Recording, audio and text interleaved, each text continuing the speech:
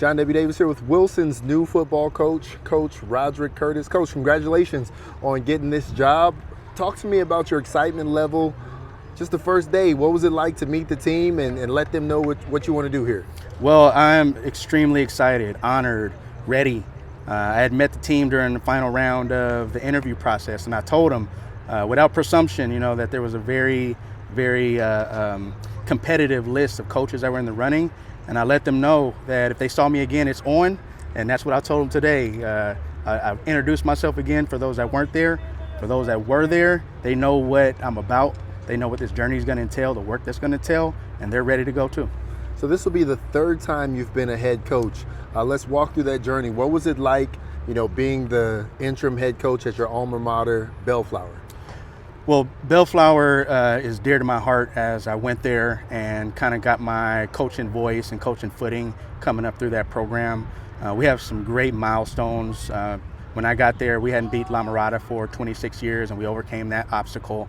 We had won league for a little bit longer than that, and me and Coach Bedell kind of got over that hump together in 2011. Got my first head coaching experience at my alma mater, which was just a dream come true.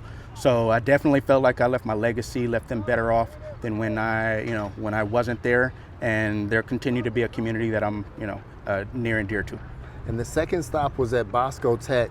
And I understand you took over a program that had less than a half dozen players, able to build it up over the process. And the culmination of that was a Santa Fe League title. What do you take from that lesson of, essentially starting a program with 5 players and getting it all the way up to being competitive? Not only that, but then, winning a league title.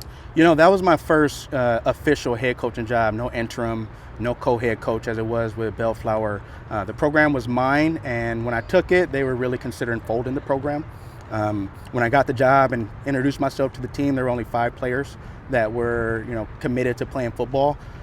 So I took those 5 players and I told them, this message that we're going to go out, we're going to practice, and everybody on campus is going to be watching us. And we went out there and committed to excellence, and people saw that it was serious, that we were enjoying the process of getting better. More and more people came out from the campus. We dedicated ourselves to building a foundation of success and high ambitions. And year after year, we got closer and closer to where we wanted to be. That third year, I had about 10 3-year varsity players, 3-year starters, and we overcame that hump. We played Verbum Day in the league championship for their homecoming. I believe they had maybe only lost like 1 game, and we beat them 6-0 in double overtime. I'm a defensive guy, so we always built our program around toughness and solid fundamentals, and it bore itself to be true, and it really kind of honored the type of football that I coach, the type of football that I had built over at Bellflower with Coach Bedell when we won league, and kind of took that programming over to Bosco, and it showed me that my way works. Player-driven programs, focus on the little things and the details, overcoming things like size or not having the most numbers, not being the biggest and the strongest, but just playing solid football and putting the pressure on the other team to make mistakes or to match our intensity. And it worked, and that continues to be the type of program that I run now. Now here at Wilson, they were 2 points away from winning the school's first CIF Southern Section football title ever. They just lost in a championship game, Division IX, under the previous head coach. And for anybody who kind of looked at that, they would say they had a very successful season last year. How do you want to continue that here at Wilson, knowing that the team went 9-5, was runner-up in CIF, and all of those positive things that happened last year for, they're all historic? I really commend and honor Coach Clark and Coach Jackson's legacy. They left a fantastic impression. Everybody around here speaks very highly of them. The players love them. More than just a coach, you can tell that they left a very personal impact on the players here. And they left a fantastic foundation as well. We're carrying over a lot of the staff that are willing and committed to the transition.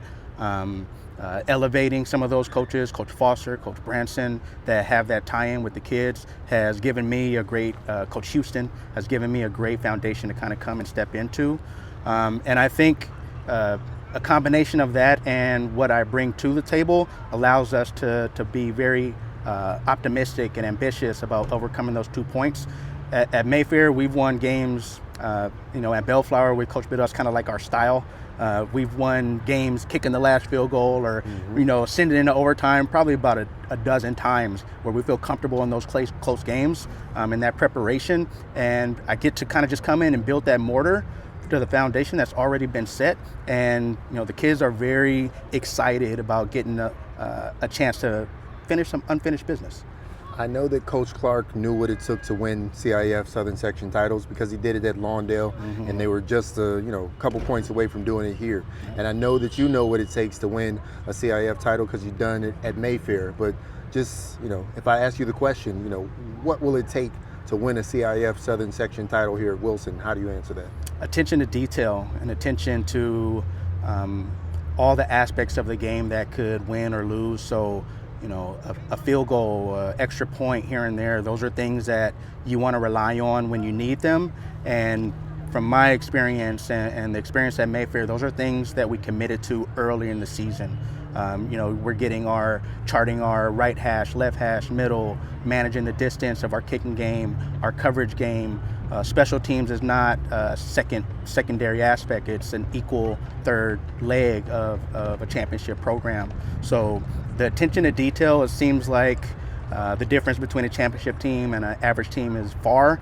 And what I found is actually very fine line. So the type of buy-in you can get and convince players to commit to, how much ownership that you can get them to accept and take that commitment home and into the extra training, into the classroom, into the way they carry themselves as a champion tends to be that edge that you're looking for when you need it. And how do you accept the responsibility of, being the head coach of a football team, and regardless if a football team is winless or if they're undefeated, like football at pretty much every school is the heart blood of a school. Like, as a football team goes, the school goes. Well, football is one of those blue collar sports where, it has value just getting out there and going through the process of having other people rely on you. Football is a type of sport where if you make a mistake, the guy next to you pays for it. So you really have to have that brotherhood, that family, and understand that your actions are beyond you. And that's all about character building and a family dynamic where you're committed to the success of the whole. And those are things that I still believe in. I'm here to build young men into great men. I'm here to build good players into great players. And there's a symmetry in that.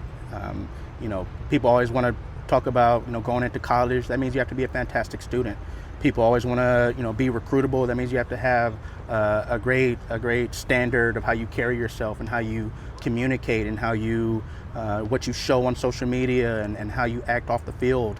And those things tend to make great football players as well, because you're bought into systems, you're bought into the learning process and to the details of improving yourself as a whole person. Thank you so much. Thank you.